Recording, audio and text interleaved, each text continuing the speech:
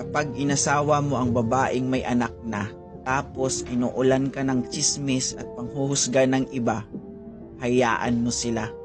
Dahil walang masama ang bumuo ng pamilya na sinira ng iba. Sa halip na patunayan mo na hindi lahat ng lalaki ay manluloko, hindi lahat ng lalaki ay abusado. Patunayan mo dun sa babaeng kinakasama mo, pinahay mo, at higit sa lahat, sa babaeng minahal mo, na seryoso ka at totoo kang tao.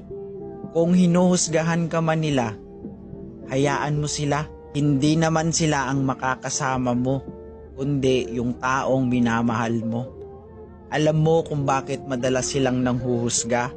Isa lang ang dahilan, walang iba, kundi yung